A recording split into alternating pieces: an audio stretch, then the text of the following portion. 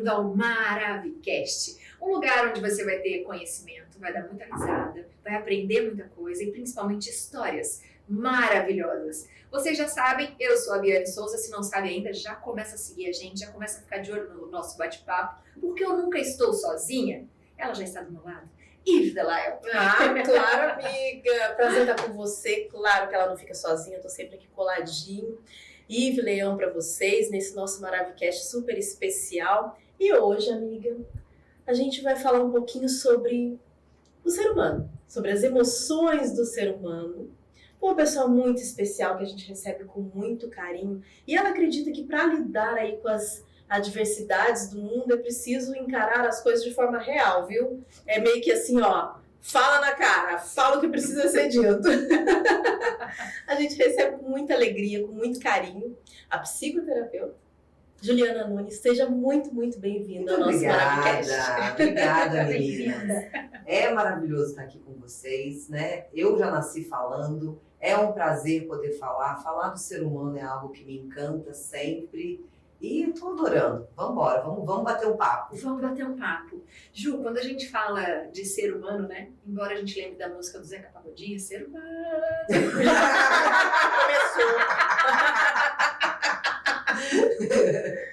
Como é que pra você foi essa viradinha de chave, assim? Eu quero falar de emoção com as pessoas, eu quero ouvir as pessoas, eu quero tentar curar essas pessoas. Como é que foi isso pra você? Ixi, aí a gente volta lá em 1991.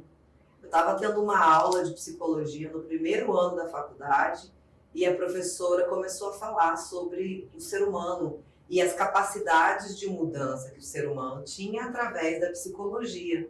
Eu cheguei na minha casa, olhei para meus pais e falei, eu vou ser psicóloga. Meu pai falou, nem morta que você vai ser psicóloga, entendeu? De jeito nenhum. Você vai passar fome se você for psicóloga. E aquilo ficou guardado. E o livro que a professora deu para ler era sobre autismo na época. Eu tenho esse livro até hoje. Eu li aquele livro e falei, um dia eu vou ser psicóloga. Então, desde muito nova, minhas amigas falam que eu sempre tive um dom de ouvir. Eu gosto muito de escutar as pessoas. E diferente de muitas pessoas, eu consigo escutar as pessoas até o final, o que é muito raro. E ali, o escutar me fazia pensar em vários... Mas se a pessoa fizesse isso? Se a pessoa fizesse aquilo? E desde pequena, então, essa vontade foi crescendo dentro de mim. Ela não nasceu quando eu estava no terceiro ano colegial. Eu tive que passar por um processo. Não fiz faculdade de psicologia. Meu pai me obrigou a fazer faculdade de biologia. Fiz 3 anos de biologia. E neste meio de... Deus me livre, né? Deus me livre que eu não nasci para lidar com bicho. Adoro animal, adoro planta, cultivo orquídea, mas não era o que eu queria. Eu era uma ótima aluna porque meu pai estava ali na cola ali, mas as minhas amigas da biologia se lembram que eu matava a aula de biologia para assistir a aula de psicologia escondido. E ficava em pé na porta assistindo aula de psicologia. Aí neste inteirinho meu pai veio a falecer, né? Aí quando foi para eu voltar a estudar, eu cheguei para minha mãe e falei, vou fazer psicologia. Ela falou, você vai morrer de fome. Eu falei, eu morro de fome, mas eu morro de fome feliz. Você tem que terminar a biologia, falta só 1 ano para você ser bióloga. Eu falei, não, vou encarar 5 anos de psicologia. E aí comecei a fazer psicologia em 2000, fiz no ano 2000. Em 2001 eu tive filho. Aí eu falei, eu não vou. Minha mãe falou, para essa faculdade para você cuidar desse neném. Eu falei, eu não vou parar. Eu não vou parar. Eu fiz a faculdade com o neném. Amamentava de um lado, escrevia do outro, amamentava do outro, escrevia do outro, e os professores ajudando. E agora o pessoal fala que leva filho para a escola, que é bonito. Professor. Nossa, minhas professoras me ajudaram demais na psicologia. Em 2001, minhas professoras cuidavam da minha filha para fazer prova. Que legal. Isso já era uma coisa natural. Eu amamentava, eu empurrava o carrinho dela com o pé e estava com o outro aqui fazendo prova de psicanálise. Então eu tive muita ajuda para chegar onde eu cheguei. E aí a psicologia foi só crescendo e tomando corpo cada vez mais na minha vida. Eu fui deixando ela e tomando esse corpo, né? Eu não sei se vocês sabem, mas eu trabalhei anos da minha vida, tenho 20 anos de formada agora, eu trabalhei anos da minha vida como diretora de RH. Porque eu achava que a psicologia clínica não era para mim. Que era para outras pessoas, mas que eu não levava jeito para aquilo. Que eu não ia saber ajudar uma pessoa dentro para o consultório, que isso não ia dar para mim. E aí eu fui para a área do RH, mal sabia eu que eu estava ali fazendo psicologia clínica com 5.000 funcionários, Exatamente. né? O tempo todo. Porque ali você atende funcionário, o funcionário não está bem naquela área, ele quer mudar, ele quer crescer na empresa, ele quer ser demitido, ou o funcionário está doente, ou a família do funcionário tem alguém doente, e você está o tempo todo lidando com pessoa. E eu nunca tinha percebido até alguns anos atrás que foi a minha escola. Foi ali que eu aprendi tudo sobre ser humano. Então, respondendo a sua pergunta, o amor por ser humano nasceu quando eu tinha 15 anos de idade, mas trabalhar dentro de empresa me fez amar o ser humano. Porque ali tinha todo tipo de gente. E ali eu olhava e pensava, meu Deus, aquela pessoa só está no lugar errado. Se tirarem ela dali e colocarem ela ali, ela vai dar resultado. Mas não era eu que mandava, né? Eu era só o RH. E isso começou a me incomodar. E aí aconteceram várias coisas na minha vida que me trouxeram de volta para Lorena. Eu cheguei em Lorena trabalhando com RH, ainda numa empresa grande, e aquilo estava me incomodando. E aí a minha esposa começou a falar para mim, por que você não atende como psicóloga clínica? Eu não levo jeito para isso não. Por que você não conversa com uma amiga sua para ver? Uma amiga sua da época da faculdade que seja psicóloga clínica. Chamei uma amiga minha, Cláudia Potabiano, maravilhosa aqui de Guará, psicóloga, psicanalista. Cheguei para a Cláudia e falei, amiga, depois de todos esses anos eu estou pensando em ser psicóloga clínica. Ela virou para mim e falou assim, eu vou ser muito sincera com você. Tinha muita gente esforçada na nossa sala. Você tinha dom. Vai que eu te ajudo. E aí veio aquela rede de apoio novamente. Ela me cedeu uma sala aqui em Guará para eu atender, começou a me indicar paciente, uma outra amiga em Lorena me cedeu uma sala em Lorena para eu atender, começou a me indicar paciente, o paciente indicou outro, que indicou outro, que indicou outro. Em 2 anos atendendo como psicóloga clínica, eu tive que sair da empresa, porque eu tinha muita demanda como psicóloga clínica e a empresa foi ficando num lugar cada vez menorzinho da minha vida.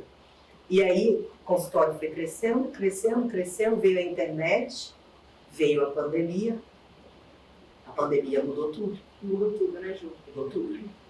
Então, assim, nós, psicólogos, temos uma história até 2019. Em 2020, a nossa profissão se transformou. Ela deixou de ser artigo de luxo para se transformar em artigo de necessidade imediata, primeiros socorros.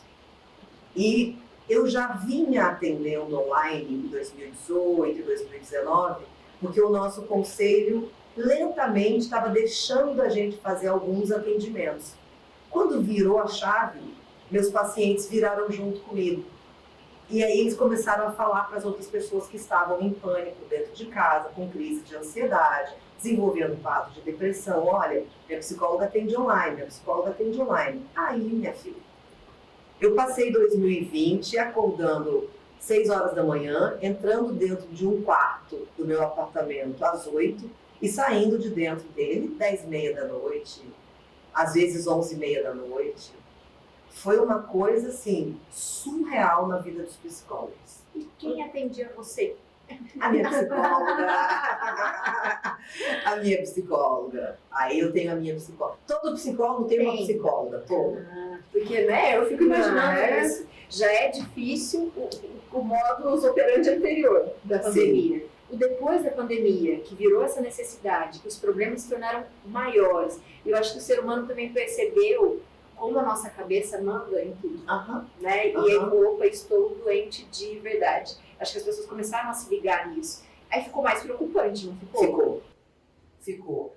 As pessoas, a gente percebe o seguinte, ocorreram muitos divórcios, mas também ocorreram muitos casais que se reencontraram. Ocorreram muitos problemas com filhos, mas também ocorreu uma maternidade, uma paternidade que voltou a nascer novamente.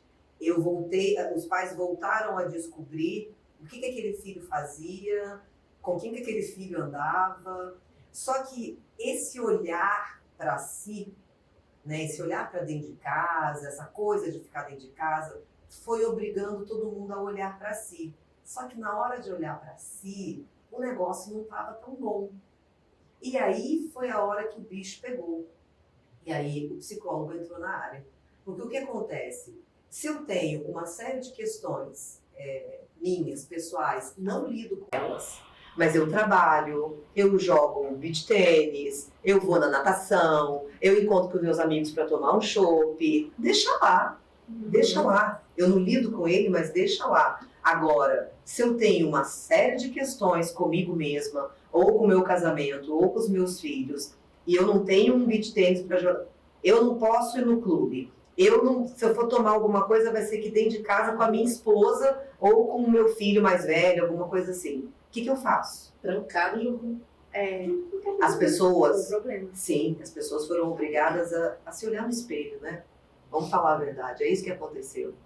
E aí a gente começou a perceber os problemas que já existiam no trabalho afloraram no home office, porque ali eu estava sufocado. Problemas que não existiam começaram a aparecer, como, por exemplo, a pessoa percebeu que ela não ia embora. Ela já não ia embora do trabalho antes. Ela ia embora do trabalho, levava o trabalho para casa. Mas no home office, ela não ia embora nunca. Ela saía do trabalho, levava o trabalho para a mesa de jantar com a família, e aí discutia com a esposa sobre aquilo que aconteceu, ou com o marido, e aí brigava com o filho que estava atrapalhando, escutando um som alto, e ficou. E aí as pessoas começaram a procurar ajuda. Então a gente teve uma demanda, houve um aumento de 30% nos casos de ansiedade, né? E a gente teve uma demanda altíssima, tanto eu como meus colegas psicólogos. Ô Ju, vamos falar da Gestalt terapia. Ai, que delícia! Falo com o maior prazer. Mas vamos falar um pouquinho dela para a gente conhecer mais, para o pessoal também saber um pouco mais. Explica pra gente um pouquinho desse universo da Gestalt terapia. Explico. Então, assim, você se forma psicólogo e você precisa de uma linha de atendimento. Você precisa de um caminho para você seguir como psicólogo. Então, a gente tem pessoas que são psicanalistas, nós temos pessoas que são junguianas, a gente tem a terapia cognitiva comportamental, que é a TCC, que muita gente conhece também, e a gente tem a Gestalt terapia, né? Ela é uma linha de atendimento, assim como essas outras, só que ela não é tão conhecida, principalmente aqui na nossa região, como essas outras. Porque a faculdade aqui de Lorena, que é a Unisal, ela tem uma formação muito voltada para a psicanálise. Então, Gestalt terapia eu vi passando assim, durante a faculdade, né? E todo psicólogo, depois que se forma, precisa ir em busca daquilo que ele se identifica, daquilo que fala com ele. E aí eu também passei por esse processo, né?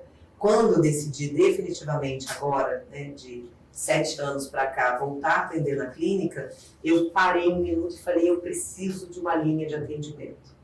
Minhas amigas todas psicanalistas, né? E tudo em cima de mim, tá? Estuda psicanálise, você vai ser psicanalista. Estuda. Aí eu falei, tá, me empresta alguma coisa, que eu não vou comprar. Me empresta um livro, me empresta alguma coisa de vocês. Comecei a ler. Aquilo não falava comigo de jeito nenhum. Aí a outra, que é TCC, trouxe o negócio para eu ler. Eu falei, gosto disso aqui, mas não é. Tá faltando alguma coisa, falta uma cereja nesse bolo aqui ainda. E aí uma amiga minha do Paraná, que foi psicóloga comigo numa empresa, que também saiu da empresa para ser psicóloga clínica, psicóloga infantil, ela falou, amiga, não é por nada não, mas eu acho que você devia dar uma olhada mais profundo na Gestalt terapia. Esse negócio é a sua cara.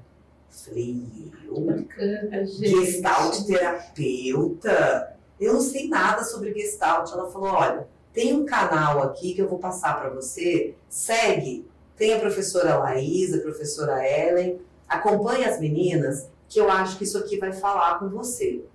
Falei, tá, porque eu só vou voltar a atender quando eu tiver uma linha, porque a linha é o que coordena toda a técnica do terapeuta. Né? Então, toda a forma da gente conduzir a terapia daquele paciente precisa ser embasada nessa teoria. Gente, quando eu comecei a estudar Gestalt terapia, eu me apaixonei. Por quê? Porque a Gestalt terapia ela tem uma visão de homem e uma visão de mundo que fala com a minha visão de homem e uma visão de mundo. E ela fala muito, né, um dos nossos maiores lemas, está até tatuado aqui em mim, é awareness. O que é? Se você traduzir como consciência, fica muito pouco. Eu diria para você que é quando a gente leva o paciente a ter uma consciência física, mental, espiritual e social. É muito mais do que um insight. A gente fala que é a hora que ele fala: ah, é? Gente, nossa, me arrepiei, né? Então, a gente trabalha em cima de viver o momento do aqui e agora, trazer o paciente para o aqui e agora, e a gente fica chateado quando muitas pessoas dizem que a Gestalt não vê o passado. Não é que a gente não vê o passado, mas quando você traz o seu passado para mim, eu pergunto para você: quantos anos você tem hoje? Você tem 10? Não, né? Então hoje você é uma mulher que dá conta disso que aconteceu com você. Então a gente não minimiza o que aconteceu no passado, mas a gente não deixa o paciente lá, porque o acontecimento está aqui, está no aqui e agora. E eu comecei a assistir os vídeos de Fritz Perls, que é um dos criadores da Gestalt terapia, e aí eu comecei a ver que ele fumava durante as sessões, sabe? E que ele era super direto com o paciente, que falava: senta aqui. E eu falei: meu Deus, essa sou eu. Eu vou poder ser assim. E foi assim que eu voltei para a clínica. Foi me percebendo através da Gestalt terapia que eu podia ser eu mesma. E um dos maiores lemas nossos na Gestalt é dizer que o terapeuta é o maior instrumento de trabalho. Eu estava vindo para cá agora, pela estrada, e de repente eu me percebi sorrindo sozinha. Aí, por que eu estava sorrindo? Porque eu me lembrei de como a paciente, a última paciente de hoje, entrou assim. E a hora que ela saiu, ela olhou para trás e fez assim: tchau! Demais isso. Nossa! E a gente sabe que parte disso é a nossa energia.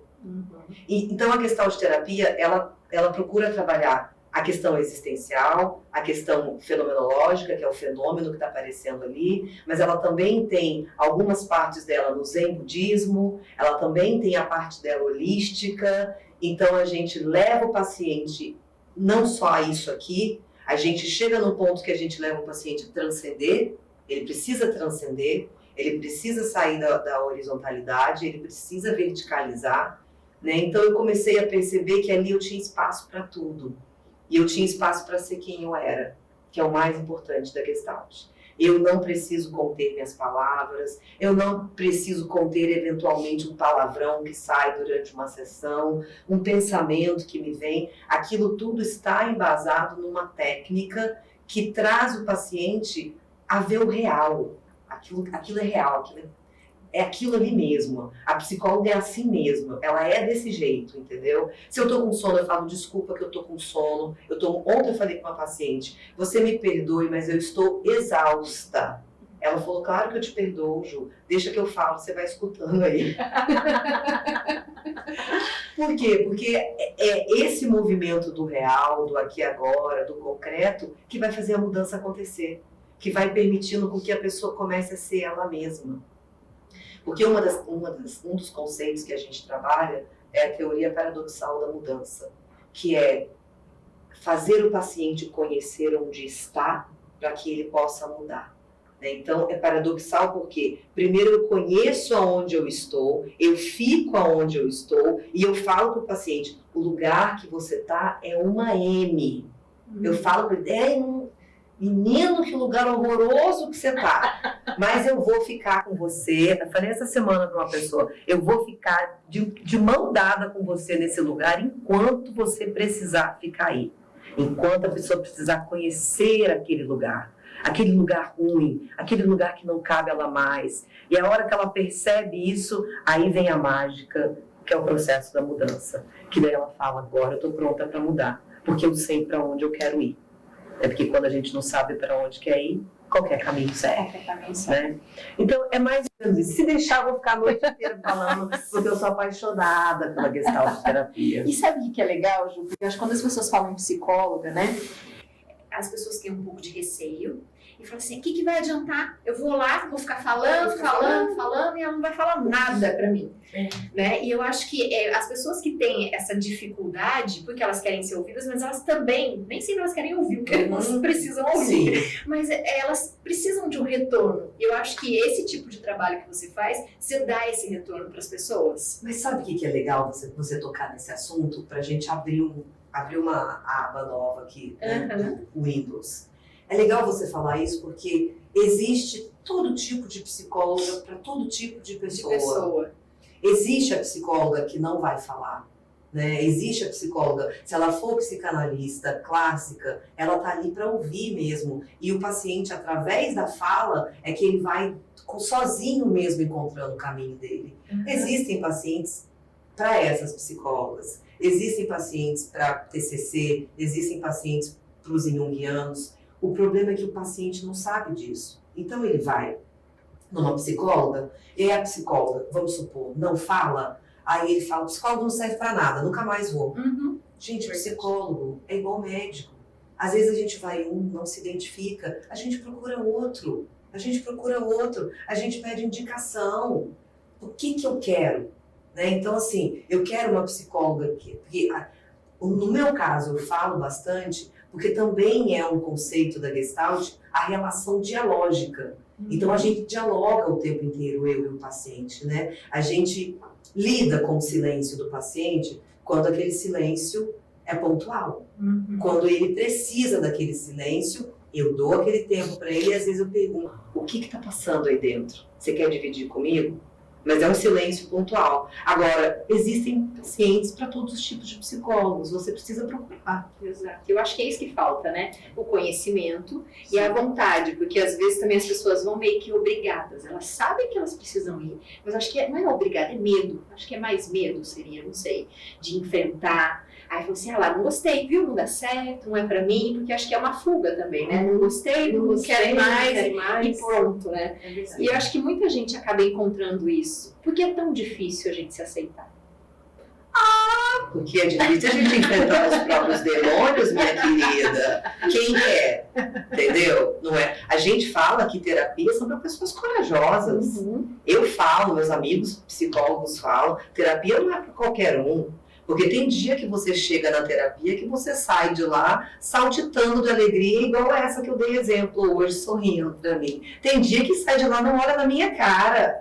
Nossa, sai assim, pisando duro assim, entendeu? Parece que tá com raiva de mim. Não tá com raiva de mim. Tá com raiva do que ouviu de si mesma. É difícil, meninas, você estar disposto a lidar com as suas dificuldades. É difícil você olhar para você e falar, tá, eu sou uma pessoa que se ira com facilidade. Eu iro com os meus colegas do trabalho, eu grito com as pessoas da minha casa, mas eu preciso mudar. Eu vou procurar uma terapia. Sabe quando procura? Quando a esposa chega e fala assim, olha aqui, se você continuar desse jeito eu vou te largar, entendeu? Você precisa de uma terapia. A esposa, estou marcando para o meu marido. Ele é muito nervoso, entendeu? Chega lá um doce o marido, né?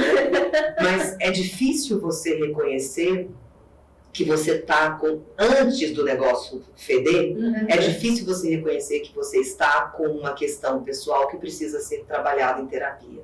Que você precisa parar e olhar para aquilo.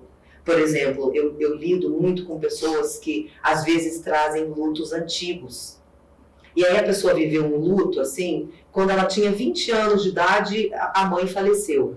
Né? Eu já estou com um caso desse até. Tinha 20 anos de idade, a mãe faleceu. Agora ela está com 42. E agora o luto bateu na porta. Por que o luto bateu na porta com 42? Porque ele ia bater. Um dia ele ia bater. Por que ele bateu agora? Porque as filhas casaram. E ela ficou sozinha em casa com o marido. E aí ela não tem muita coisa para pensar. E aí ela precisa lidar com aquilo. Né? Então, é difícil você lidar com uma questão que você vive no momento presente que aquela questão está batendo na sua porta. Você sempre deixa para depois. Mas eu sempre estarei pronta para esperar aqueles que vêm depois. Por que é tão desafiador lidar com a morte assim? Por que as pessoas têm... Por que nós temos, né? Não são as pessoas, nós temos esse grande desafio de lidar com a morte, de falar da morte, de enfrentar a morte. Eu tenho um colega que vai abrir uma outra caixinha para contar esse episódio. E eu fiquei um tempo sem vê-lo. Eu o vi no começo desse ano, vi a mãe dele, que era uma pessoa que eu tinha muito carinho, encontrei, reencontrei, tudo, maravilha. E isso foi em janeiro. Aí quando foi agora, em setembro, eu o vi novamente. Oi, como é que você tá? E a sua mãe? Minha mãe morreu. Já. E eu falei, como assim? E como que você não me avisou? E como que você não falou nada? E tal. E falou isso assim, ó. E eu gostava muito dela. Muito. Era uma pessoa do meu coração. E aí eu falei, como que você não me avisou? Ele falou, eu não consegui. Foi tudo muito rápido. Eu não consegui avisar as pessoas, não consegui avisar a boa parte da família. Foi muito rápido. Tá, tudo bem. Mas e depois? Eu falei com ele uma semana depois. E ele já não tinha falado. E ele não me falou. Eu falei, oi, tudo bem? Eu tô precisando de tal coisa, você me ajuda aqui? Ele falou da mãe. Ele foi falar naquele momento porque ele olhando pra mim não teve como. E aí a justificativa que ele me deu é, tá doendo tanto que eu prefiro não lidar com isso. Pra mim ela ainda tá lá. O que é isso? O que é isso, Ju? A morte é uma das angústias, é uma das feridas existenciais mais doloridas que o ser humano tem. Quando a gente lida com a morte de qualquer pessoa próxima a nós, a gente está lidando com a nossa. Né? Então, quando eu tenho a gente na clínica procura saber muito quando que o paciente teve o primeiro contato com a morte, mesmo quando criança, sabe? Para que a gente possa saber quando que essa ferida existencial abriu. Por que uma ferida existencial? Porque nós todas sabemos que nós vamos morrer. E uma frase que eu gosto de dizer para os meus pacientes que têm medo de morrer é nunca se esqueçam de uma coisa, né? Que até um filósofo que disse, não me lembro qual agora, onde você está, a morte não está. Você e a morte não habitam o mesmo lugar. Mas isso é muito assustador para a gente. Então, quando eu lido com a perda de um ente querido, a sensação de que aquela pessoa não estará mais ali, não fará mais parte da minha vida, é muito assustadora. Para todo ser humano, é ideal que as pessoas se preparassem psicologicamente para perder, principalmente os pais, que é a lei natural, né? Mas as pessoas não fazem isso. E mesmo se preparando, é uma ferida existencial muito grande. Porque além de eu lidar com a perda daquela pessoa que eu amo, né, que eu quero perto de mim, que eu quero que faça parte da minha vida, eu olho e falo, eu posso morrer também. Eu posso morrer também.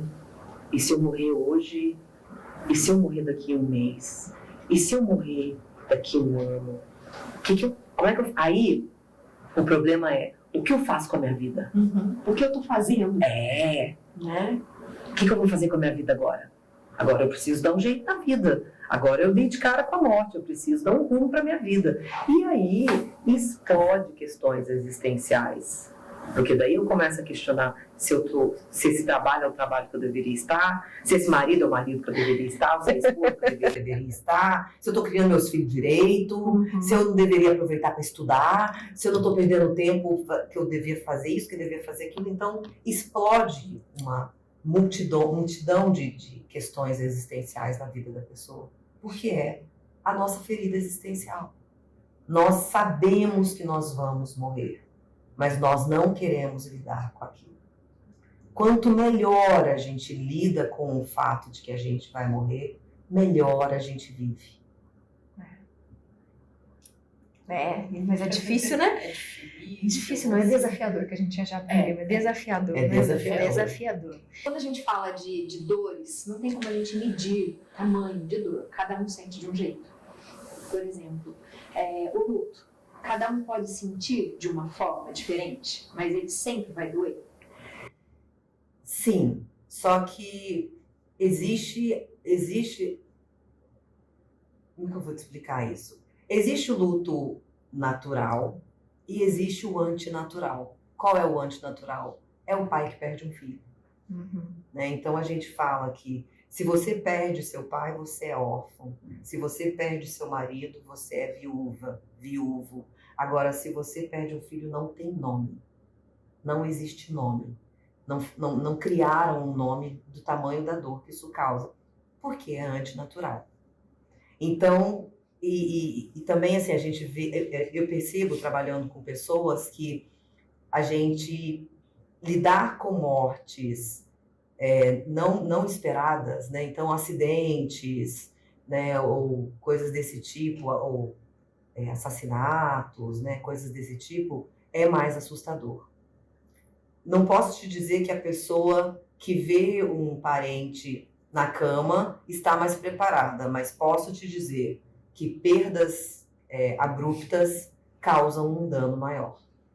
Você acha que hoje, né, com tudo que a gente tem, você falou da pandemia que as pessoas mudaram, a gente já sentiu esse comportamento, e além disso a gente tem o comportamento que a gente fala muito da internet, né? Estamos usando um canal de internet para falar com as pessoas, para dar informação para as pessoas. Mas esse mesmo veículo, esse mesmo meio de informação também deixa as pessoas doentes, né? No sentido do julgamento, da comparação, do disfarce, da surrealidade. Como é que a gente consegue lidar com isso? Uma vez eu ouvi que às vezes é complicado você falar para quem não está disposto a ouvir. Mas como é que a gente consegue fazer isso? Isso é um problema nosso? Assim, hoje a gente tem acesso... Eu vejo uma coisa que eu acho interessante. As pessoas falam assim, o que está na internet é fake. Mas peraí, quando eu tô com dor de barriga na minha casa, eu não conto para visita. Exato. A visita chega na minha casa, a mesa tá linda, posta, bem arrumada, né? A minha esposa tá lá super sorridente, alegre, e aí ninguém conta para visita que antes deles chegarem, o cachorro tinha feito um estrago no tapete e que eu e ela discutimos. Então, por que na internet eu tenho que postar coisas ruins, coisas feias, coisas que eu não gosto da minha vida? Então, eu sou meio rebelde nesse conceito, porque eu penso o seguinte, aquilo que se posta é a verdade do que se posta. Se eu tô sorrindo aqui e terminei a foto e fiquei séria, eu tava sorrindo, terminei a foto e fiquei séria. Foi isso que eu postei. É isso que eu tô vivendo. Lide com isso. Agora, o que eu percebo a juventude, de uma forma geral, está cada vez com menos referenciais de pessoas para ela seguir. E isso tem se tornado muito difícil. Os pais não são mais um referencial. Referencial é a blogueira XPTO, não sei das quantas, é o rapaz que faz sei lá o que na internet. E os pais, cansados, estão dando graças a Deus que aqueles filhos estão ali, olhando a blogueira XPTO na internet, deixando eles em paz. Só que uma hora a cobrança vai chegar. Uma hora ou outra, um comportamento ou outro, a cobrança vai chegar. Como que a gente lida com isso? Nós, adultos, filtrando aquilo que a gente quer trazer para a nossa vida. Então eu, particularmente, sigo poucas pessoas, porque eu só sigo quem eu realmente quero trazer para a minha vida. Eu não quero saber da vida dos outros. Eu quero saber da vida de pessoas que eu gosto. Quero saber de pessoas que eu gosto, o que elas estão fazendo. E coisas que me interessam, de psicologia ou de outras áreas que me interessem. Agora, o que mais me preocupa são os jovens, as crianças. Né? O quanto esse negócio está fazendo parte da vida deles, vai fazer parte da vida deles, e como esses pais vão entrar. Juliana, qual é a sua dica? Faça parte da vida do seu filho. Se está na moda para sua filha, quantos anos ela tem? 5, vamos supor. Se está na moda para sua filha de 5 anos, a blogueirinha, Mirim, Lívia, conheça a Lívia, entendeu? Siga a Lívia, veja o que a Lívia está falando, saiba quem são os pais dessa menina, converse com a sua filha. Você viu, filha, o que a Lívia postou hoje? Mamãe viu. Porque é a realidade da sua vida no momento, não adianta fugir. Então a minha dica é, acompanhe aquilo que seu filho está fazendo. enquanto ele tiver idade para isso. Depois que for grande, Pronto. aí segue seu próprio caminho, né? Ô, José, falou em referencial. O que é a referência da Juliana? Quais são as suas referências do ser mãe, do ser mulher, das suas ancestrais? O que você traz na sua história? Eu acho que minhas maiores referências são minhas avós e minha mãe. Quando você me pergunta, quando você fala sobre referência, a hora que você falou, a primeira pessoa que veio na minha cabeça é minha mãe e meu pai. Minha mãe e meu pai me deram uma criação muito bonita. Minha mãe com todo o amor de mãe, meus avós. Eu fui criada por uma avó evangélica da Assembleia de Deus e uma avó católica ministra da Eucaristia. Então, uma me ensinava a rezar a Ave Maria e a outra vinha e falava que não, que era para fazer oração.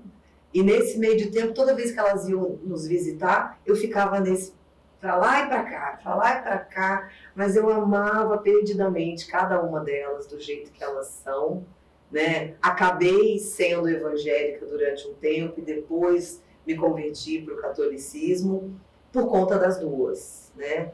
Minha mãe me ensinou uma questão de fé grande demais, que não tem explicação. Fé é dom, né? Hoje até minha esposa estava me explicando isso, que esperança e fé são dom. Então, fé é uma coisa que minha mãe me passou. Agora, meu pai, aí eu não consigo nem falar. Ó, até nada. Meu pai foi tudo para mim, né? Ele já é falecido, meu pai foi tudo para mim. Foi muito rígido,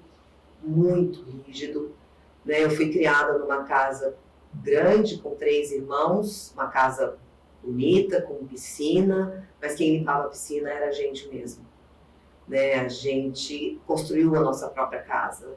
Quem rejuntou o azulejo do meu banheiro fui eu e a minha irmãzinha pequena na época. Então nós tivemos uma criação muito rígida. Com 14 anos eu já tinha lido Dante Alighieri e Shakespeare, e meu pai cobrava fichamento de livro. Gente. Eu tinha 10, 11 anos, ele mandava a gente ler, pegar um livro para ler e a gente tinha que fazer resumo daquele livro. E isso me ensinou o amor às letras, né? E esse amor ao ser humano também, e essa coisa servil. Meus pais me ensinaram muito a servir, e eu gosto muito disso. E quando seu pai foi embora, como é que foi essa sensação para você? Como é que foi viver o seu luto? Primeiro eu não lidei, né? Primeiro eu não lidei porque eu tinha 21 anos, 21. Eu estava nessa fase que eu estava fora da faculdade de biologia, porque eu tinha ido morar no Japão, mas eu também não estava fazendo psicologia, porque ele ainda era vivo. E aí, quando ele faleceu, que eu voltei do Japão para o Brasil, eu não lidei. E aí eu fui fazer psicologia.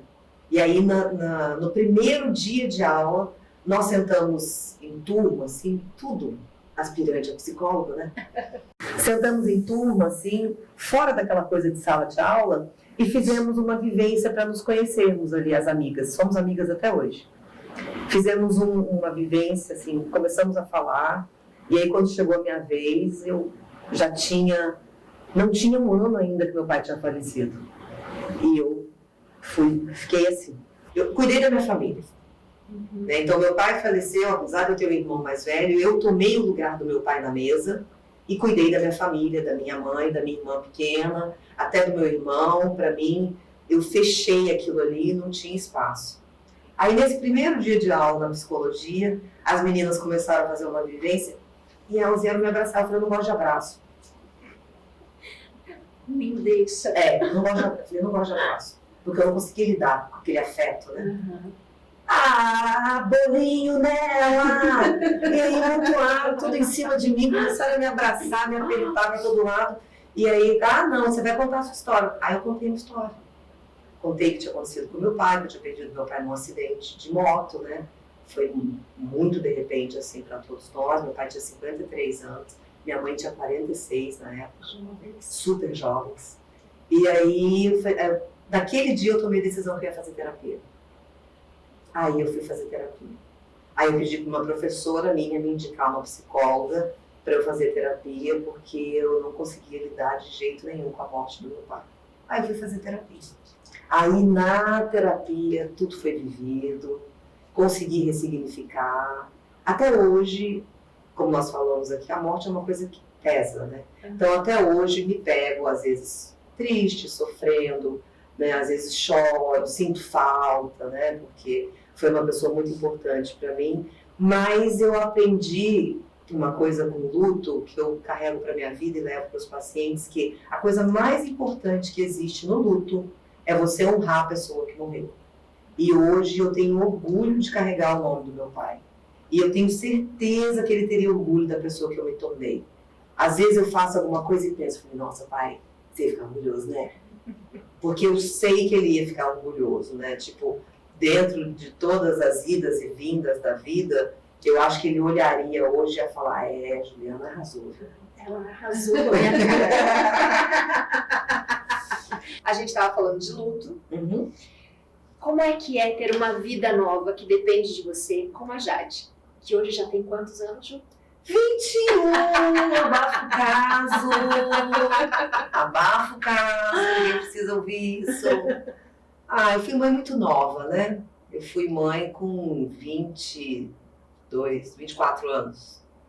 Mas eu não me arrependo, não. Mas hoje eu não teria. Não, Ju. Filhos hoje. Por quê? Porque foi muito... Hoje, olhando para trás, foi muito fácil criar minha filha do jeito que o mundo era. Olhando para minha irmã hoje, que está com o Benício de 3 anos de idade, com a Lívia que tem 9, eu acho muito difícil. Eu acho difícil demais. A minha filha acordava de manhã quando a gente estava em casa, pegava as bonequinhas dela, pegava o cachorro dela maltês, colocava debaixo do braço e ia brincar. E brincava horas sozinha na casa da minha mãe com as bonequinhas e com o cachorrinho dela. Depois ia para a escolinha, voltava da escolinha, brincava horas. E isso cresceu assim. Não era porque era só pequenininha, ela cresceu brincando, com muita boneca, com muito livro, né? Como meu pai fez comigo, só não pediu o fichamento. Mas devia ter pedido. Com muito livro, adorava a história da Pérola, Estrela do Parque, não sei das quantas. Não tinha celular. Eu me lembro que a primeira vez que ela pegou no celular, era um celular meu de trabalho, e era para ela, eu coloquei um joguinho para ela aprender a ver horas, que ela estava com dificuldade de aprender a ver horas. Ela ficou ali, de repente ela olhou para mim e falou assim, tá bom, mamãe, já deu? Cansei. Que ótimo. Né? Pensa. Ou seja, tipo, isso aqui não faz parte da brincadeira. Eu quero ver desenho, eu quero brincar lá fora, eu quero correr atrás do cachorro. Então, eu considero, apesar de ter sido mãe solo, eu criei ela sozinha, né? Passei 1 milhão de dificuldades, como toda mãe solo passa, a época, né? Ela nasceu em 2001, era mais fácil. Eu vejo dificuldade. Eu olho para a Ive e penso, Senhor, abençoe. Entendeu? Porque eu acho muito difícil esse mundo de hoje. Porque tem muita coisa. Muito ruído. Muito. Excesso de informação, escola cobrando de praticamente criança preparar para o vestibular, pelo amor de Deus. Né? Você vê criança que agora tudo tem que ser bilíngue. Eu concordo que criança tem que falar inglês, né? Eu concordo que todo mundo tem que falar inglês, porque facilita a vida das pessoas. Mas Jesus, o que é isso? Né? Hoje eu vejo as crianças, elas não vão mais, a maioria delas, não vai mais no balé, não vai mais na natação. A gente ia na natação, todo mundo fazia natação. Todo mundo teve aquela touquinha horrorosa de natação. Para respirar melhor. Para respirar. Não, e para ficar com a postura ereta. Fazia balé para poder andar direito, né? Hoje em dia, só fica no celular. Não sabe brincar. Não sabe conversar. Não sabe brincar de queimada. Não sabe conversar numa mesa. Você chega no restaurante, você olha a mesa, se tem criança, cada uma tá com um negócio, acho que é tablet que chama, virado, assim, um negócio muito chique em cima da mesa, e a criança tá ali, a mãe tá enfiando a comida e a criança tá ali. Então, Eu não concordo muito, né, com algumas coisas de hoje em dia. Percebo que eu me tornei aquela pessoa velha, entendeu? Que olha e fala, meu Deus, essas crianças, esse mundo de hoje. De hoje tá perdido. Tá difícil, tá difícil. Mas mudou sua vida? Nossa, Deus do céu. É. Foi a mudança da água pro vinho, né? Eu pedi a Deus que Ele me concedesse a graça, né, da gravidez. Na época eu ainda estava casada com o pai dela e eu não conseguia engravidar e a médica falou que eu não ia engravidar, que não tinha possibilidade de eu engravidar, que era para eu desencanar. E eu desencanei. Na desencanação, eu desencanei da médica, né? Mas não desencanei de Cristo de jeito nenhum, né? E todo dia pedia para Deus me abençoar e me dar uma filha mulher, que se chamaria Jade. Né? Sempre sonhei com isso na minha vida, sempre quis ter uma filha menina. E aí um belo dia, eu estava tomando banho e falei, tô grávida. E aí já comecei a rezar debaixo do chuveiro, agradecendo a Deus pela gravidez. Do nada eu falei, tô grávida. Tenho certeza que eu tô grávida. Aí fui saindo de casa, fui fazer o exame. Quando eu voltei para buscar o exame, eu já tinha feito milhares de exames, todos tinham dado negativo. Quando eu voltei para buscar o exame, a menina do exame estava assim. Eu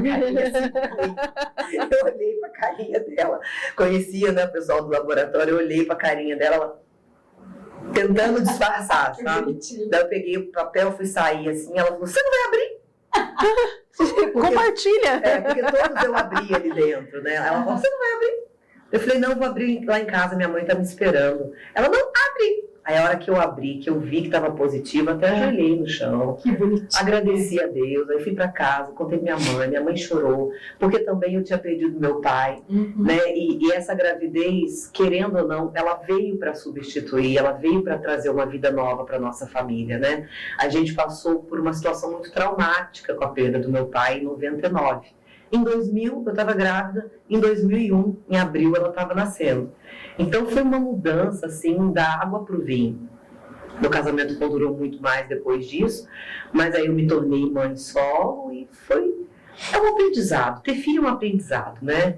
Hoje ela tem 21 anos, é uma menina muito independente, se forma agora como nutricionista no final desse ano, tem a vida dela, tem o namorado dela, né? E eu incentivo que vá em busca dessas coisas, que busque sozinho o caminho dela, né? Que ela tenha essa iniciativa de ousar novos caminhos. Mas enquanto ficou debaixo da minha asa, ficou, né?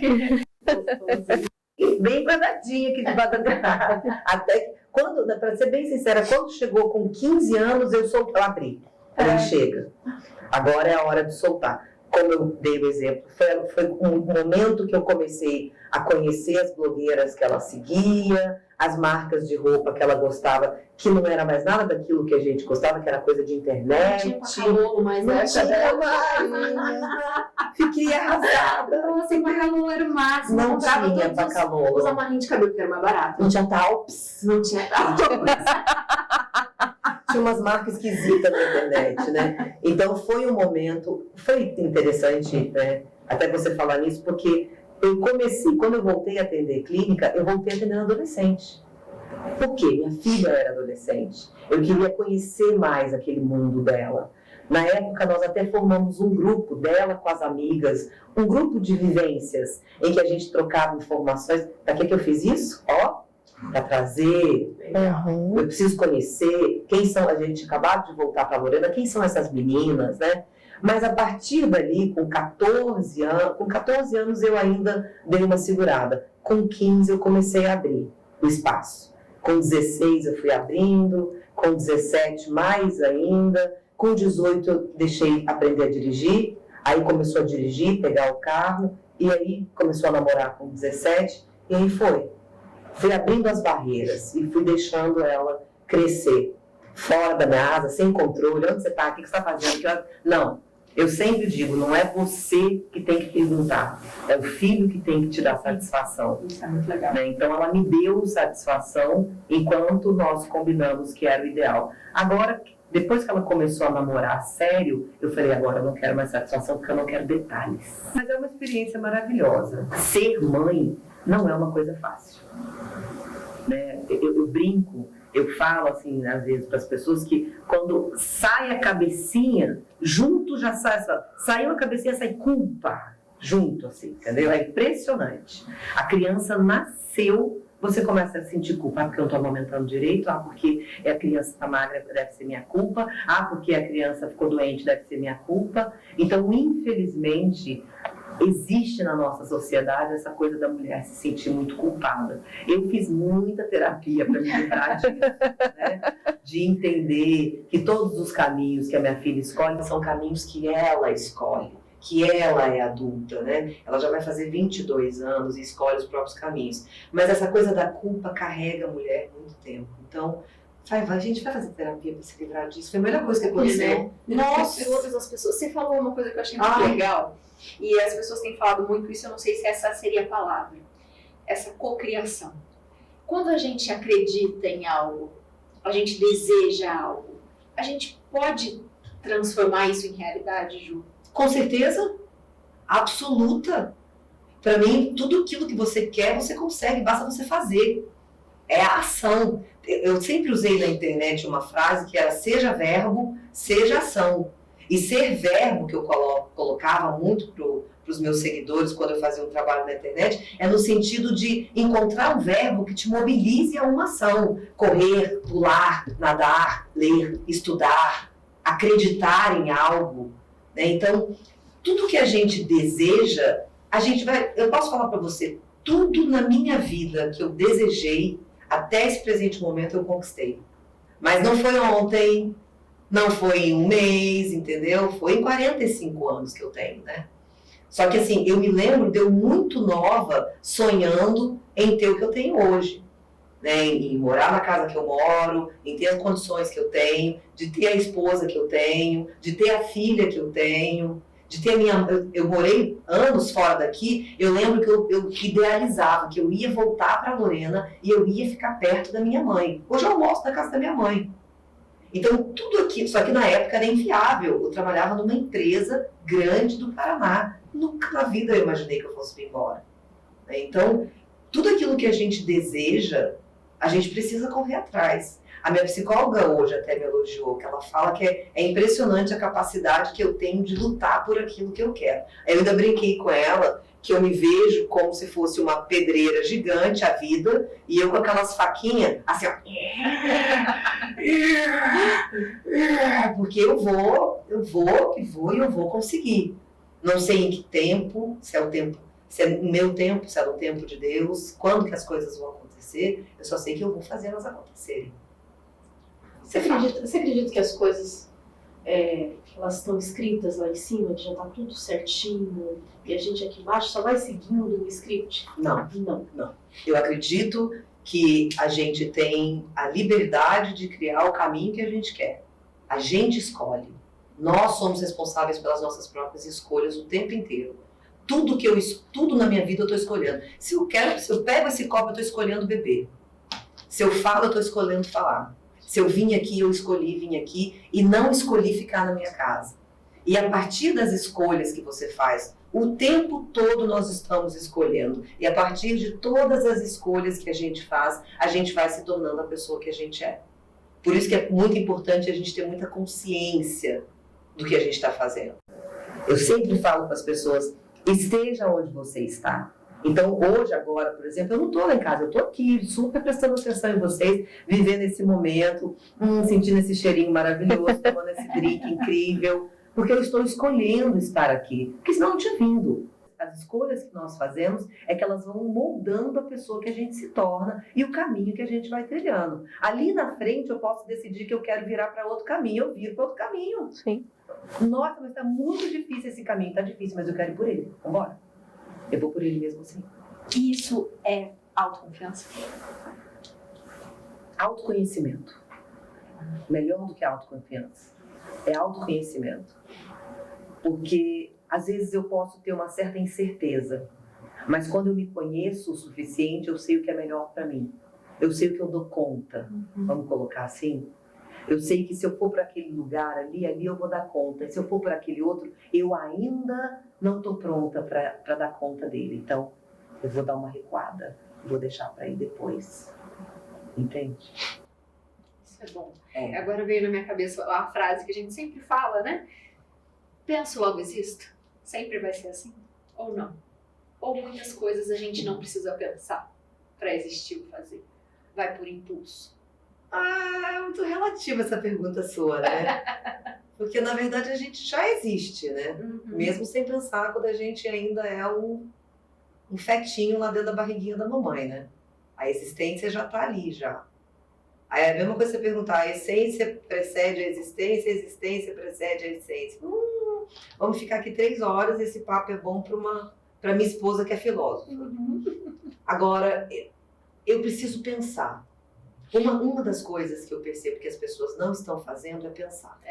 Elas não estão pensando, elas estão agindo sem pensar, e depois que elas já agiram, elas se arrependem do que fizeram. Né? Então, muitas escolhas estão sendo feitas aleatórias, porque o mundo está muito corrido. Eu não estou tendo tempo para parar, para pensar o que exatamente eu vou fazer amanhã. O que isso vai agregar na vida de alguém, se eu falar, se eu fizer, se eu... Exatamente. As pessoas estão agindo, elas estão falando sem pensar. Né? Então, eu digo porque eu acho que eu tenho algo a dizer, mas eu não percebo que, ao dizer, eu estou destruindo a vida de alguém. Eu estou magoando alguém. Eu sempre gosto de falar no meu Instagram, se você vai abrir a boca e não é para engrandecer a vida de outra pessoa, faz favor para você mesmo, fique quieto. Porque ninguém quer saber a sua opinião, a não ser que você seja um estudioso sobre determinado assunto. Mas as pessoas, elas estão... A internet deu voz a todo mundo, mas nem todo mundo tem voz para a internet. Esse que é o problema. E a gente precisa saber o lugar, né? Quem tem consciência sabe. Quem literalmente põe a mão na consciência e se pergunta, eu devo estar aqui? Eu sei o que eu estou dizendo? Eu devo falar? Se você me pedir para falar sobre psicanálise, eu vou falar, me desculpe, não é minha área de atuação, não vou falar. Juliana, mas você estudou sobre isso na faculdade? Eu estudei, mas eu não vou falar, porque não é minha área de atuação. Se fosse um outro internauta, ia começar a falar, porque teve 4 anos de psicanálise na faculdade há 20 anos atrás e acha que sabe alguma coisa. Não sei, não vou falar. Falar da influência da psicanálise na Gestalt, eu falo para você agora, da psicanálise pura. Então, o que está acontecendo com as pessoas? Elas estão falando, né? E aí, pessoas que estudam determinados assuntos, que falam com propriedade sobre aquilo, estão perdendo lugar. Exatamente. Estão sendo chatas. Estão ficando chatas, entendeu? Só que são as pessoas que realmente têm propriedade para falar. Isso é muito... A gente se sente até desvalorizada. A gente estava falando disso hoje, né? Parece que você é a chata, a tia chata da situação. Tá falando, gente, não é possível, você não tá vendo, né? Isso não tá legal. Não tá legal. Não dá para fazer assim, né? Sim, porque nós somos as pessoas que buscam estar conscientes, que buscam estar ali, naquele momento presente. Né? O aqui e agora da Gestalt terapia não é um aqui e agora aleatório, é aqui e agora, eu tô aqui com vocês, eu vou me lembrar desse momento. Além do que, o cérebro, para guardar e armazenar momentos felizes, ele precisa prestar atenção no que está acontecendo, no cheiro, no gosto, no visual, né? Então, esse momento eu vou conseguir guardar. Agora, se fosse um momento triste, eu guardava e não precisava de tudo isso. E o que está acontecendo com as pessoas? Elas estão magoando umas às outras na internet, falando um monte de coisa sem saber o que estão falando e não estão vivendo o momento presente delas. Só pra gente falar um pouquinho de Ju, o que você gosta de fazer? Que de repente as pessoas que te conhecem assim, vê você passando assim na rua, nem imagina. Eu gosto de arrumar a casa, menina.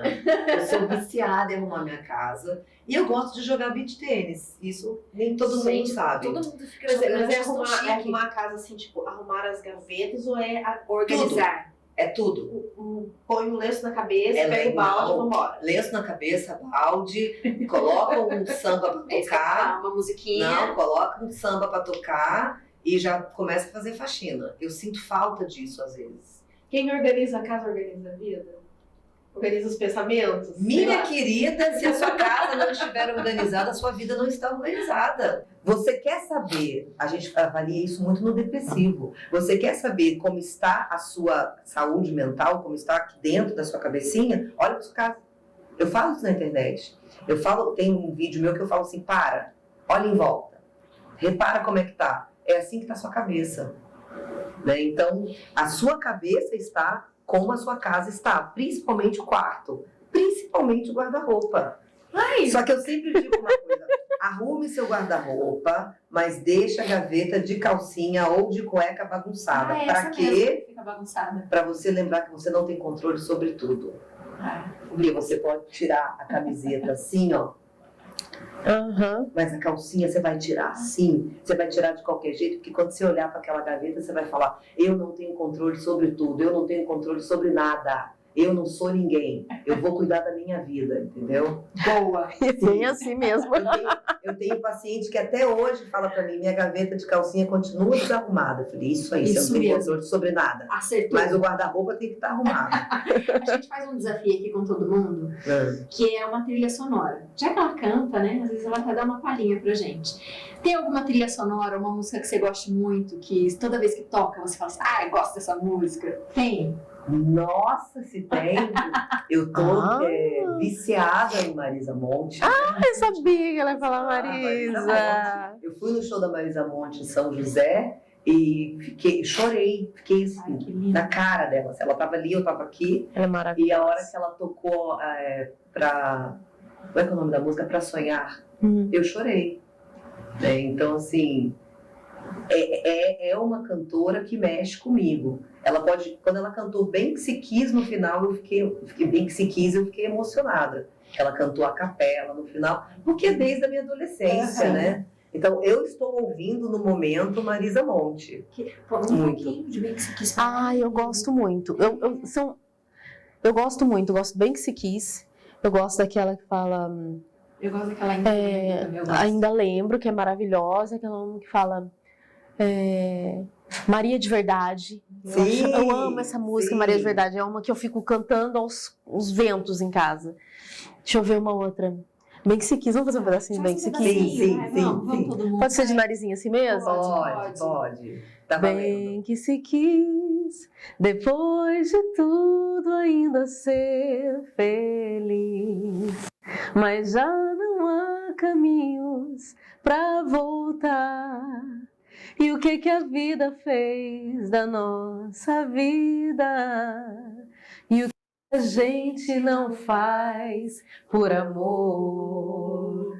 Mas tanto faz, já me esqueci de te esquecer, porque o teu desejo é meu melhor prazer, e o meu destino é querer sempre mais. A minha estrada corre pro teu mar. Muito bom, maravilhosa, Marisa. Obrigada, espero que Eu que agradeço. Eu amei, gente. Eu amei. Se não fosse o microfone, eu ia jurar que a gente estava sentada no barzinho batendo papo. A ideia é essa. Nossa, Ó. se não fosse esse microfone, tira esse microfone aqui, tá tudo resolvido. Mas eu amei, obrigada pelo convite. É muito gostoso poder falar um pouco da minha história, poder falar um pouco da psicologia, fazer propaganda mesmo da psicologia. Gente, façam terapia, por favor. Existem vários psicólogos por aí. Procurem um psicólogo, ok? Por favor. Isso. E fique bem, né? É o que a Ju falou, autoconhecimento. na nossa vida. Autoconhecimento. Ju, obrigada. Obrigada, Mais uma querida. vez, a gente adorou Obrigada ter pela você música. Coisa Muito linda. gostoso. Cantamos juntas. Um beijo. Obrigada. Beijo. Obrigada, Beijo amiga. para vocês. Faz o seguinte, Beijo. não esquece, se inscreve, ativa as notificações, segue a Ju, os contatos estão todos aí e a gente te espera pro próximo Maravilhcast. Beijos.